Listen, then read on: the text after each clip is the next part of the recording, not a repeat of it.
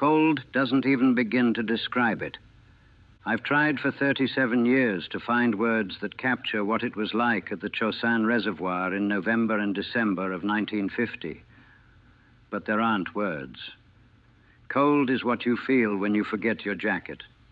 What we experienced in North Korea was something else entirely, something that wanted to kill you as much as the Chinese did. My name is Sergeant Michael O'Brien. I was a rifleman with the 1st Marine Division, 7th Marines, Fox Company. 20 years old in the fall of 1950, fresh-faced kid from Boston who thought he knew what war was because he'd read about World War II. I didn't know a damn thing. I'd enlisted in the Marines in 1949, peacetime military. Figured I'd do my 4 years, see the world, use the GI Bill for college. Then North Korea invaded South Korea in June 1950, and suddenly we were at war again. 5 years after beating the Germans and Japanese, we were fighting communists in Asia. They rushed us through training, shipped us to Korea in September. By then, General MacArthur had landed at Incheon and turned the whole war around. The North Koreans were retreating. We were pushing north. Everyone said we'd be home by Christmas. Everyone was wrong. We landed at Wonsan on the east coast of North Korea in late October. Barely any resistance. The North Korean army was shattered, running for the Chinese border. Our job was to push north to the Yalu River, secure the border, end the war. Simple, easy. Or so they told us. The march north was cold but manageable. November in North Korea. Temperatures dropping, but nothing we couldn't handle. We had standard issue field jackets, wool uniforms, leather boots. Good enough for fall weather, not good enough for what was coming. The terrain was brutal even without the weather. Mountains, steep, jagged mountains covered in scrub brush and rocks. One narrow road, the MSR, main supply route, winding through valleys and over passes. That road was our lifeline, our only way in and only way out. The Chosin Reservoir itself was a man-made lake in the mountains of northeast North Korea. Massive, frozen solid by the time we got there in late November. Our division was spread out around it, the 5th Marines on the east side, the 7th Marines on the west, the 1st Marines at Hagaruri at the southern tip. We were stretched thin, really thin. 3 Marine regiments and some Army units covering a huge area in the mountains. But intelligence said there were no Chinese forces in the area, just scattered North Korean stragglers. Nothing to worry about. Intelligence was wrong. The Chinese had crossed the border weeks earlier, hundreds of thousands of them, moving at night, hiding during the day, preparing to attack. And we had no idea they were there. By late November, we were dug in around the reservoir. Fox Company was assigned to hold a mountain pass at a place called Toktong Pass. Critical position. If the Chinese cut the road there, they'd split the division in half, trap the Marines to the north. We set up defensive positions on November 27th. About 250 of us. One reinforced rifle company on a frozen hilltop, responsible for keeping that pass open. The temperature was dropping fast. We were told it might hit 10 below zero that night. Maybe colder. We thought that was as bad as it could get. Then the Chinese attacked. November 27th, 1950. Around 2,200 hours. 25 below zero. I was in my foxhole trying to stay warm. Impossible task. The ground was frozen solid. We'd had to use explosives just to dig shallow fighting positions. My feet were numb despite 2 pairs of socks. My hands ached even inside gloves. Every breath burned my lungs. Then I heard it. Bugles, whistles, and screaming. Thousands of voices screaming in Chinese. "Here they come," someone shouted. I looked over the edge of my foxhole. Even in the darkness, I could see them. Hundreds of them, maybe thousands. Chinese soldiers in quilted winter uniforms pouring out of the hills around our position, coming from every direction at once. We opened fire. Every rifle, every machine gun, everything we had. The noise was deafening. Tracers lit up the night. I could see Chinese soldiers falling, but more kept coming. Waves of them, like they were endless. My M1 was so cold the metal burned to touch. I fired until the clip pinged empty, reloaded, fired again. The Chinese were getting closer. 50 yards, 40, 30. They were blowing bugles and whistles to coordinate their attacks, to confuse us, to terrify us. It worked. The sound was otherworldly, like something out of a nightmare. A grenade landed near my foxhole. I threw myself down, covered my head. The explosion showered me with frozen dirt and rocks. My ears rang, but I was alive. Scrambled back up. The Chinese were in our lines now, hand-to-hand fighting. I saw a Marine bayonet a Chinese soldier, saw another Marine go down under 3 attackers. I fired at a shadow running toward me. It fell, then another, then another. Couldn't think, could only react. See target, shoot target, repeat. The fighting went on for hours, wave after wave of Chinese attacks. They'd charge, we'd beat them back. They'd regroup and charge again, all night long, in temperatures that were dropping toward 30 below zero. My rifle started jamming. The cold was causing the metal to contract, the oil to freeze. I'd fire a round and the bolt wouldn't cycle. Had to manually work the action for every shot. Other guys were having the same problem. Machine guns were seizing up. Mortars weren't firing properly. The cold was fighting for the Chinese. Around 0300 hours, there was a lull. The attacks stopped. I slumped in my foxhole, shaking from adrenaline and cold and fear. Looked around. Bodies everywhere. Chinese bodies mostly, but some Marines too. The snow was dark with blood that was already freezing. "Ammo check," a sergeant called out. "Sound off." We were running low, really low. I had maybe 2 clips left from my rifle. The machine gunners were down to their last belts, and we'd only survived the first night. As dawn broke on November 28th, the scene was apocalyptic. Dead Chinese soldiers covered the hillside, hundreds of them. Some had frozen to death overnight after being wounded, just froze solid where they fell. Others had frozen to the ground in puddles of their own blood. Our casualties weren't as bad, but they were bad enough. Maybe 20 killed, 50 wounded, and the wounded were in trouble. Morphine syrettes were frozen solid. Plasma was frozen. Blood was freezing in wounds before corpsmen could treat them. Men were going into shock from the cold as much as from their injuries. Captain Barber, our company commander, had been shot in the hip during the night. He refused evacuation, set up his command post where he could see the whole position and kept commanding from there, lying in the snow. We knew we were surrounded, cut off. The Chinese had hit Marine positions all around the reservoir. The whole division was under attack. We were just one company holding one mountain pass. But if we lost that pass, Marines to the north couldn't get out. We had to hold. No choice, no retreat. Just hold until relief came. The temperature kept dropping, 30 below, maybe colder. Hard to tell when your thermometer only went to 30 below. Weapons were freezing solid. Food was frozen. Water in canteens turned to ice. We couldn't even dig proper latrines. The ground was like concrete. Had to just go where we were, and it would freeze immediately. The cold was killing us as surely as Chinese bullets. Frostbite started hitting hard. Guys losing feeling in their toes, their fingers. I could barely feel my feet. Tried to wiggle my toes inside my boots. Couldn't tell if they were moving. Knew that was bad. Knew frostbite meant losing toes, maybe feet. But if I took my boots off to check, my feet would freeze worse. So I just left them and hoped.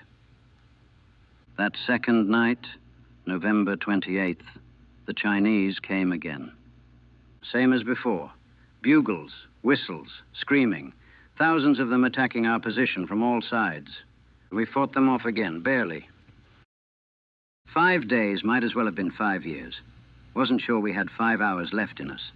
By the 3rd day, we'd stopped being human, became something else. Creatures focused only on survival. Everything was reduced to its most basic. Stay warm, stay alive, kill the enemy. The frostbite was getting worse. My feet were completely numb. Couldn't feel them at all.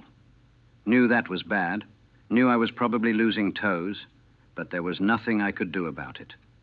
Taking my boots off meant certain death from the cold. Keeping them on meant probable frostbite. I chose probable over certain. Other guys weren't as lucky. Bobby Martinez from San Antonio, we'd gone through boot camp together. He complained about his feet hurting on day 2. By day 4, he couldn't walk. The corpsman cut his boots off. His toes were black, frozen solid, dead tissue. They couldn't evacuate him. Couldn't evacuate any of the wounded. The Chinese controlled everything around us. We were an island on a frozen mountain, surrounded by an enemy that outnumbered us 20-1. So Martinez just lay there in the aid station, really just a tent that wasn't much warmer than outside, with his dead toes, waiting for relief, waiting to see if gangrene would set in, waiting to die or be saved, whichever came first. The weapons situation was critical. Maybe 1 rifle in 3 was still working properly. The rest were freezing up constantly. We'd wrap them in blankets when we weren't using them, trying to keep them warm with body heat. Didn't help much. The machine guns were even worse. They'd fire a few rounds, then seize up. We'd have to piss on them to thaw the mechanisms. Actually piss on them. Only liquid we had that wasn't frozen. Even that didn't always work. Food was a joke. Sea rations frozen solid. You couldn't eat them. Had to keep them inside your jacket against your body for hours to thaw them enough to choke down. And you needed the calories desperately. Your body was burning thousands of calories just trying to stay warm. Some guys stopped eating. Too tired, too cold, too far gone. You could see it in their eyes, that hollow, distant look. Combat fatigue combined with hypothermia. Their bodies were shutting down. The Chinese kept coming. Not every night anymore. They were suffering from the cold, too. But they'd probe our lines, test our defenses, try to find weak spots. On the 4th night, they hit us hard again. Massive assault. Maybe their last attempt to overrun us before they had to pull back themselves. It was chaos. Fighting in the dark, in the cold. Half our weapons jammed. Men fighting with bayonets, knives, fists, rocks. Anything to kill the enemy. I saw Corporal Jenkins, big guy from Texas, tough as nails, grappling with 2 Chinese soldiers. He killed one with his knife. The other shot him at point-blank range. Jenkins went down. The Chinese soldier stood over him to finish him off. I shot the Chinese soldier from 20 yards, saved Jenkins. But Jenkins died anyway from his wounds before morning, bled out in the snow. Nothing the corpsman could do.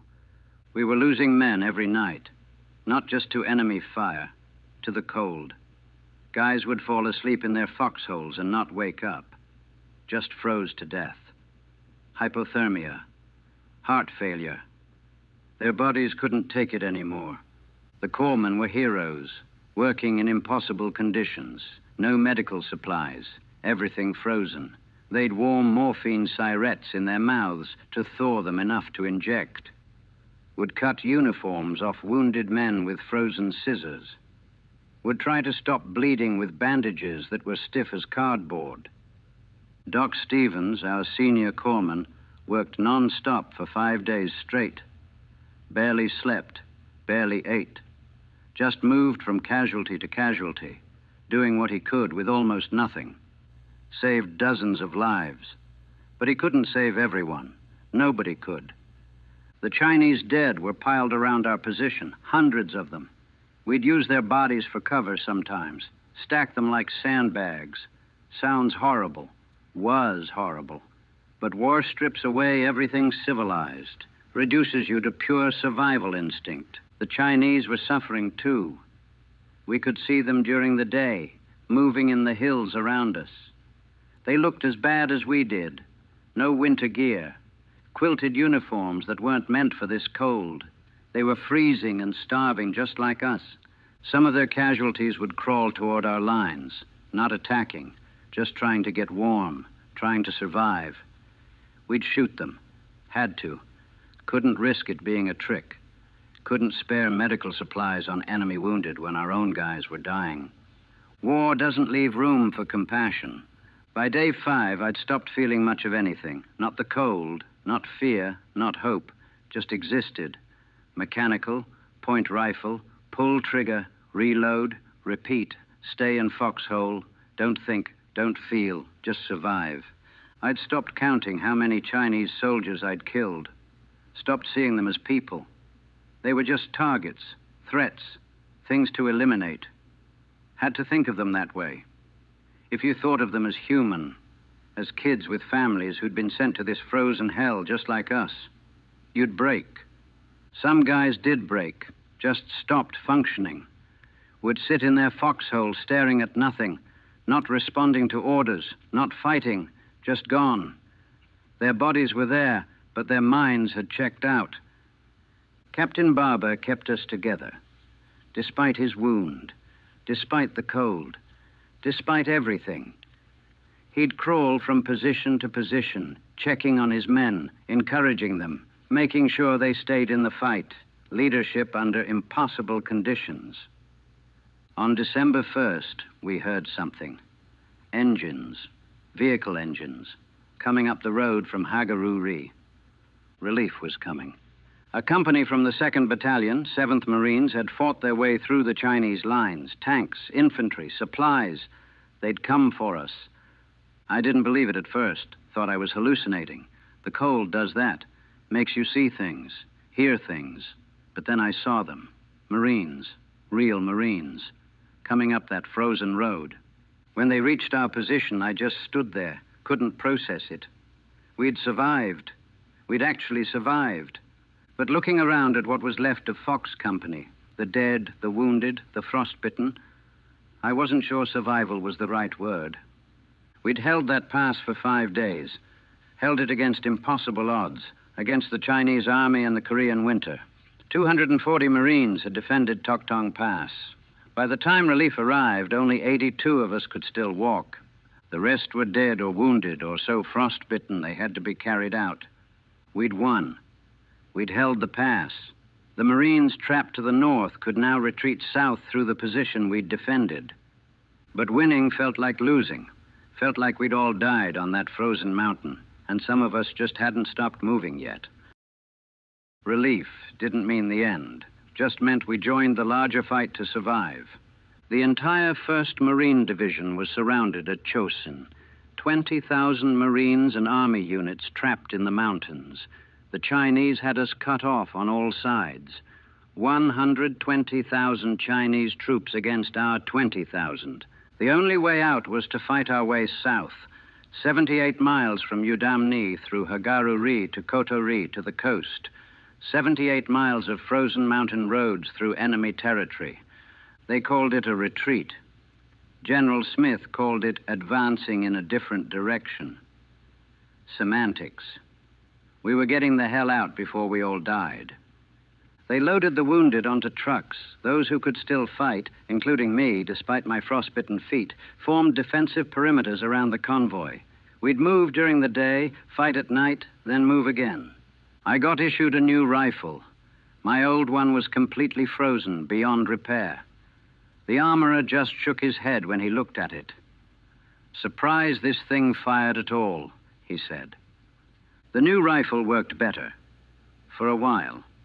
But the cold kept attacking it, kept attacking everything. The march south started on December 6th. The temperature was still 30 below or worse. The Chinese were dug in on every hill overlooking the road. They'd let us get close, then open fire. We'd have to assault the positions, take the hills, clear them out, then move on to the next one. It was brutal. Every mile cost lives. The Chinese would hit us from the high ground. We'd call in air support when weather permitted, and the Corsairs would strafe and bomb. Then we'd assault, fight our way up frozen hills, Kill the Chinese. Take the position. Move on. Some hills we had to take 3, 4 times. We'd clear them, move past, and the Chinese would reoccupy them behind us. Have to send units back to clear them again. The convoy was miles long. Thousands of Marines, hundreds of vehicles, tanks, artillery, supply trucks, trucks full of wounded. We couldn't leave anything behind. Everything had to come with us. The Chinese harassed us constantly. Snipers, ambushes, probing attacks. They'd hit the column, try to split it, isolate sections. We had to stay tight, stay together. Any separation was death. At night, we'd form defensive perimeters. Dig in as best we could in the frozen ground. Set up machine guns. Wait for the attacks. They always came. Sometimes small probes, sometimes major assaults. Always at night. Always preceded by those damn bugles and whistles. The casualties kept mounting, not just from combat. The cold was killing guys. Frostbite was epidemic. Guys were losing fingers, toes, feet. Some were losing limbs to gangrene. The medics were doing amputations in the field. No anesthetic, nothing for pain except frozen morphine syringes that barely worked. I finally looked at my feet during a rest break. Took my boots off for the first time in a week. My toes were black. 3 on my right foot. 2 on my left. Dead tissue. I knew what that meant. Put my boots back on, kept walking. Deal with it later, if there was a later. The fighting at Hagaru-ri was intense. The Chinese had surrounded the base. We had to break through their lines to get the convoy through. House-to-house fighting in the village. Close quarters. Brutal. I cleared a building with my fire team. 3 of us went in. Chinese soldiers were holed up inside. We killed them room by room. Hand grenades, rifle fire, bayonets. No mercy, no prisoners. Just kill or be killed. Came out of that building covered in blood. Some of it mine. Caught shrapnel from a grenade. Some of it Chinese. All of it freezing.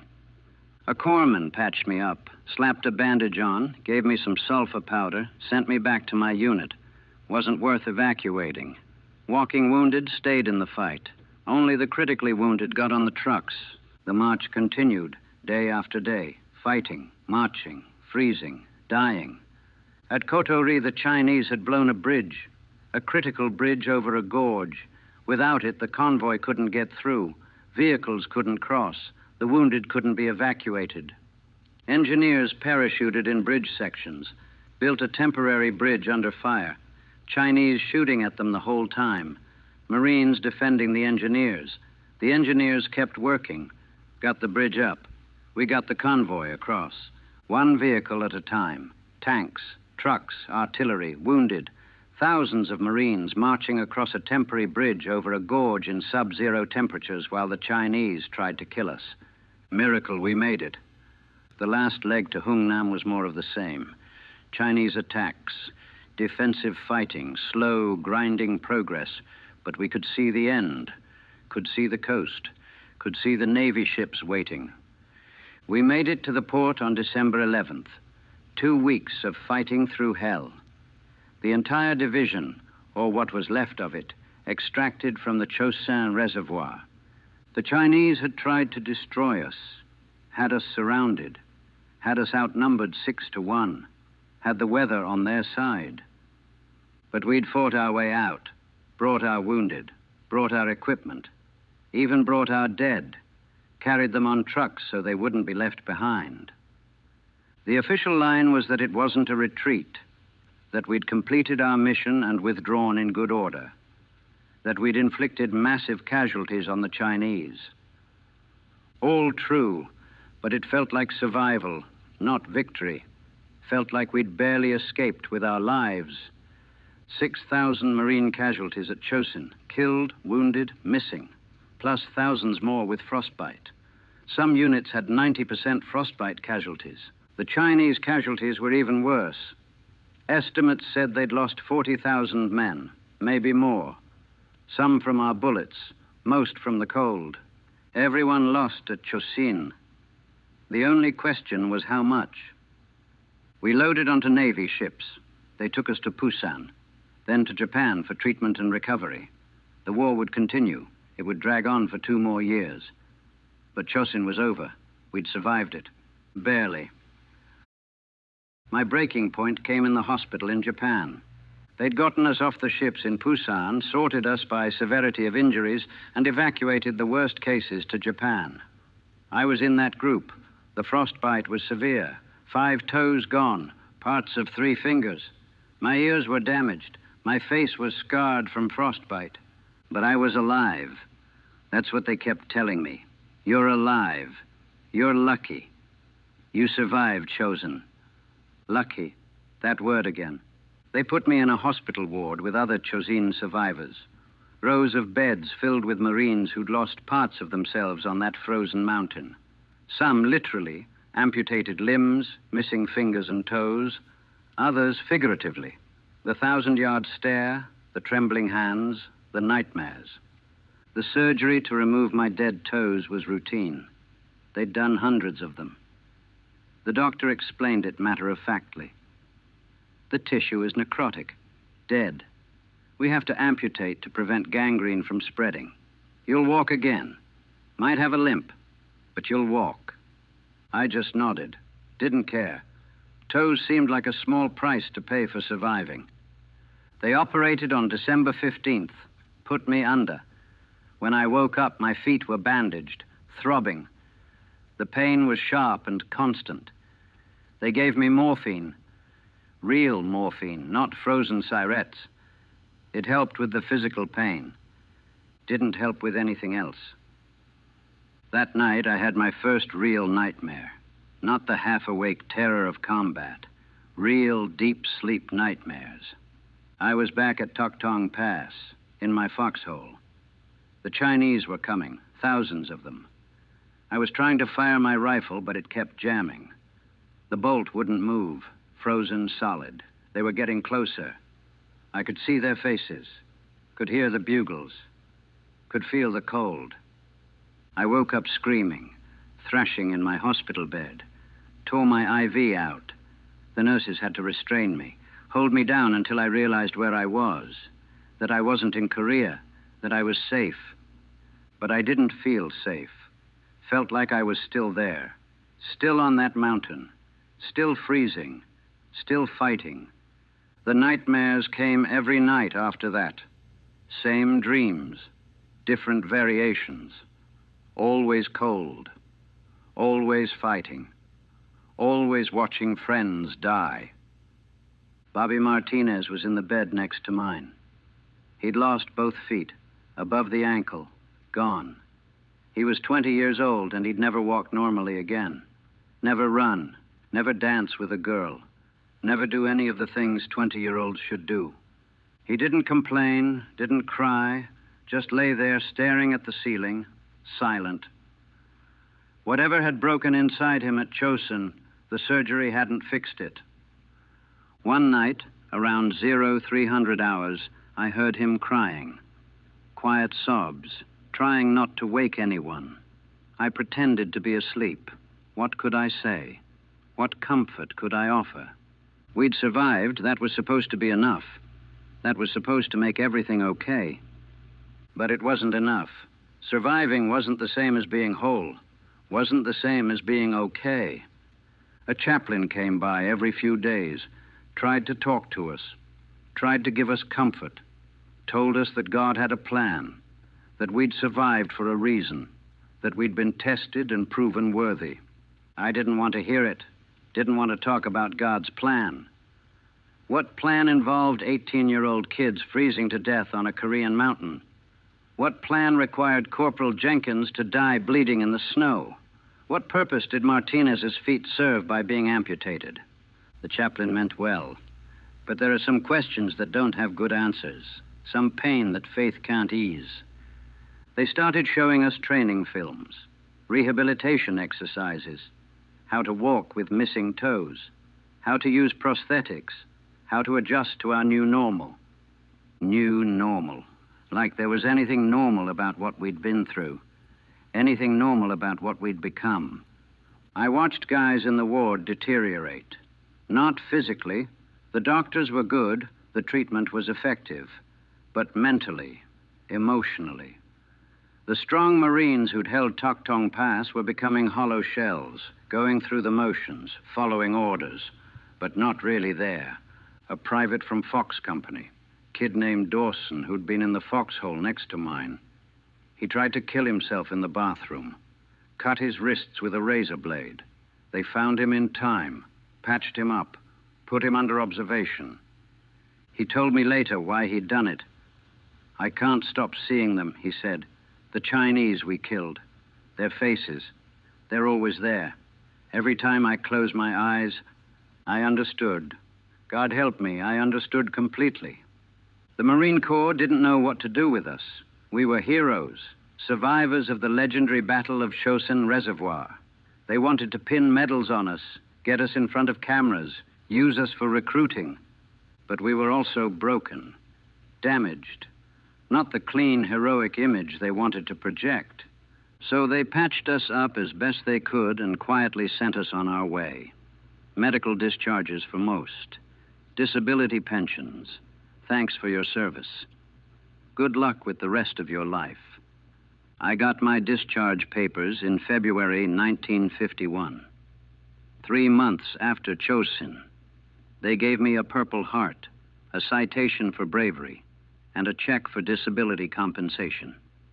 Then they sent me home to Boston. I was 20 years old, missing 5 toes and parts of 3 fingers, had nightmares every night, flinched at loud noises, couldn't stand the cold, couldn't be in crowds, couldn't sleep without seeing dead Chinese soldiers and frozen Marines. But I'd survived. I was a hero. I should be grateful. That's what everyone told me. And I tried to believe it.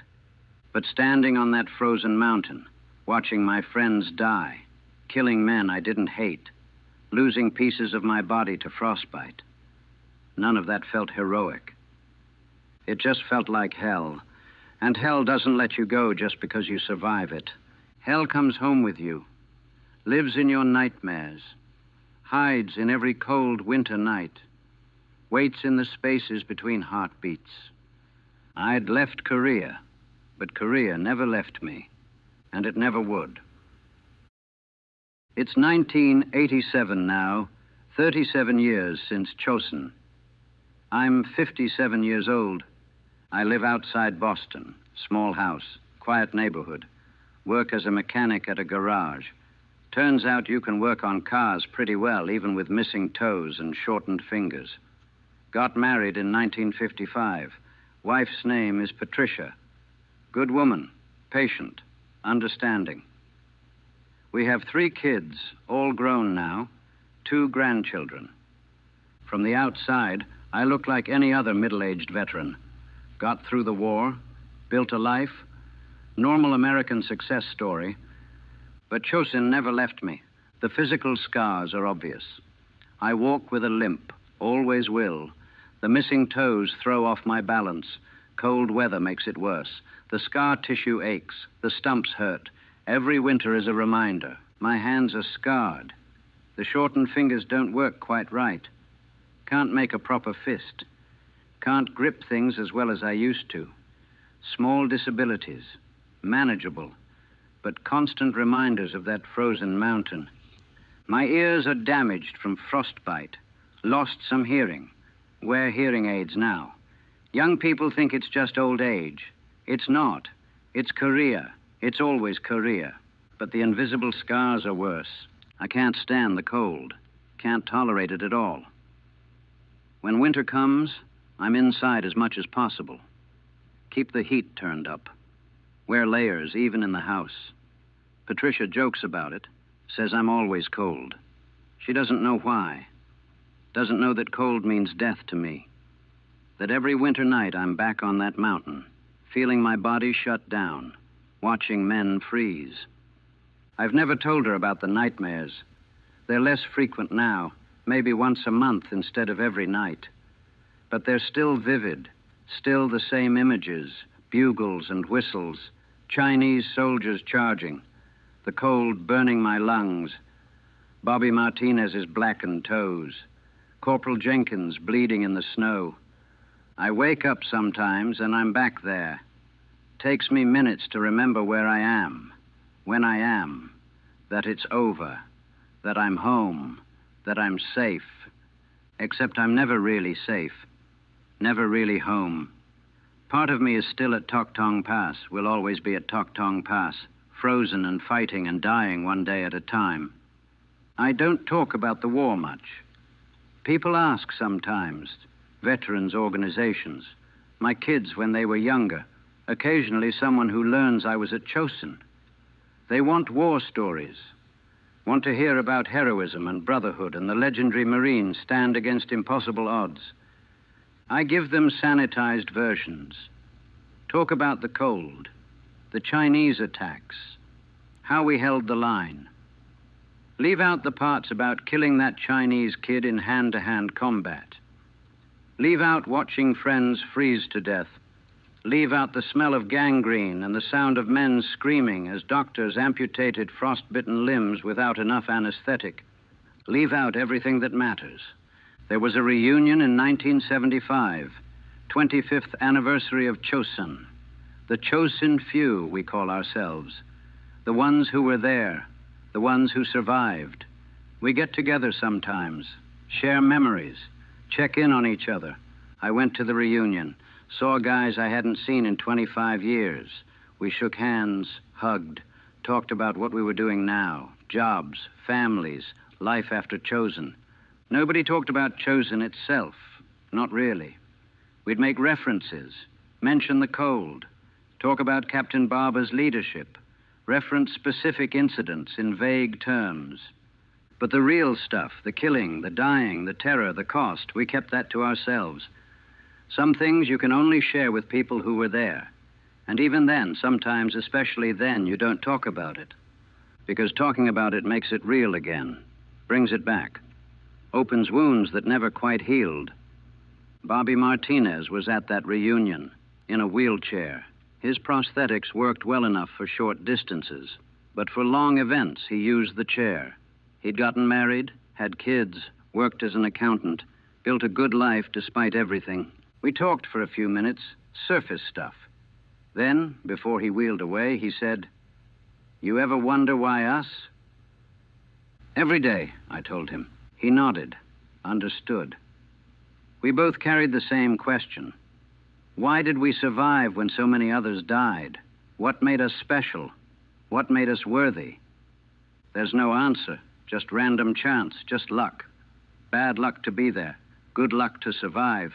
But luck doesn't explain anything, doesn't give meaning to the losses, doesn't justify the survival. The official history calls Chosin a fighting withdrawal, a tactical success. The 1st Marine Division inflicted massive casualties on the Chinese army while extracting itself from an impossible situation. Military historians study it as a masterpiece of leadership and Marine Corps toughness. All true, but that's not how I remember it. I remember cold, not weather cold. Cold that invaded your soul. Cold that killed as efficiently as bullets. Cold that turned men's extremities black and forced doctors to amputate healthy young bodies piece by piece. And I remember fear, constant grinding fear. Not dramatic battlefield courage, just the exhausted terror of knowing you might die tonight, or tomorrow night, or the night after that. And there's nothing you can do about it except keep fighting and hope. I remember killing, not glorious combat. Shooting scared kids who'd been sent to freeze in Korean mountains just like us. Fighting hand to hand, using bayonets, doing things I never thought I could do. Becoming someone I never thought I'd become. I remember dying. Not my own, I survived. But watching others die, friends, brothers, good men who deserved to live more than I did. Watching them fall and knowing there was nothing I could do, nothing anyone could do. That's Chosin. That's what I carry. My grandkids ask me sometimes about the war. They're too young to understand. They've seen movies, read books, think war is exciting, heroic, meaningful. I tell them the cold was terrible, that we were brave, that we won, Give them the story they can handle, the story that doesn't give them nightmares. I keep the real story for myself, for the nightmares that still come, for the long winter nights when the cold seeps into my bones and I'm 20 years old again, standing in a frozen foxhole, watching the Chinese come, knowing I might not see tomorrow. 57 years old, and I still can't stand the sound of bugles, still tense up when I hear whistles, still scan my surroundings constantly, looking for threats that aren't there anymore, still waiting for the next attack, the next wave, the next night of survival. Patricia asks me sometimes if I'm happy. It's a complicated question. I'm grateful. Grateful I survived. Grateful I got to have a wife and kids and grandkids. Grateful for every day I've had that the men who died at Chosin didn't get.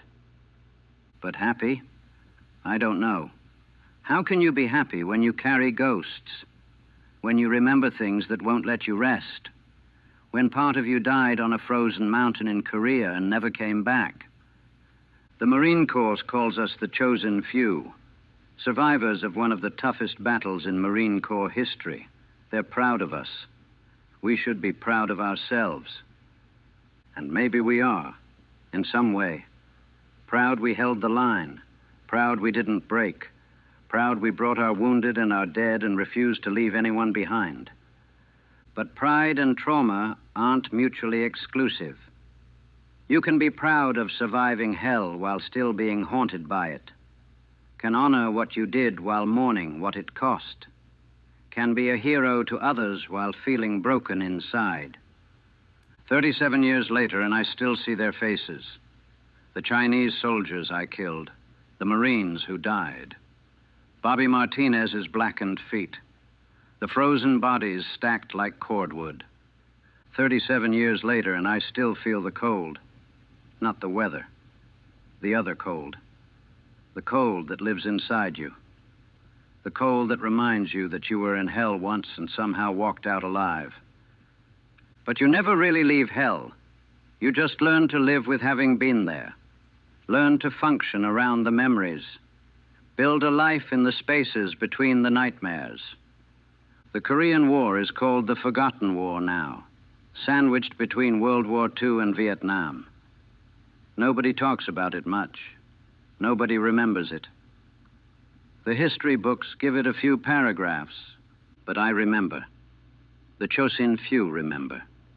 Every day, every winter, every time the temperature drops and the wind blows and the cold seeps in. We remember the frozen mountain, the bugles and whistles, the waves of Chinese soldiers, the friends who died, the parts of ourselves we left behind. We remember because we can't forget, because forgetting would dishonor the men who didn't make it, because the memory is all we have left of who we were before we learned what cold really means. I survived the Chosin Reservoir, but Chosin never left me. Lives in my limp, in my shortened fingers, in my damaged ears, in my nightmares, in every cold winter night. I'm one of the Chosin few, the survivors, the heroes, but I'm also still there, still on that frozen mountain, still fighting, still trying to stay warm, still watching friends die, still 20 years old and terrified and wondering if I'll see tomorrow. Some battles you survive but never win. Chosin was one of them, and it will haunt me until the day I die. I was down to my last clip of ammunition, firing single shots, making every round count. My rifle jammed after every shot now, had to clear it manually. Took precious seconds. Seconds when Chinese soldiers were getting closer. A Chinese soldier made it into my foxhole. Just appeared over the edge, bayonet coming at me. I blocked it with my rifle. We struggled. He was strong despite his small size. Young kid. Couldn't have been more than 18. I got my rifle barrel under his chin, pulled the trigger.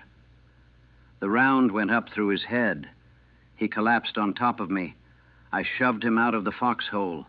His body rolled down the hill and lay there, already starting to freeze.